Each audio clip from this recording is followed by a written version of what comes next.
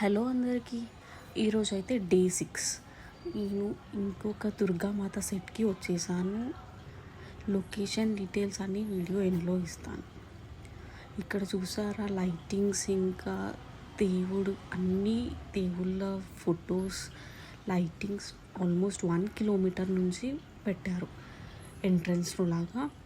ఫైనల్గా అయితే నేను అమ్మవారి దగ్గరికి వచ్చేసాను. అమ్మవారికి అయితే తిరుపతి సెట్ వేశారు, చాలా బాగుంది. లోపల గార్డెనింగ్ లాగా లైట్స్ తోటి డెకరేషన్ చేశారు.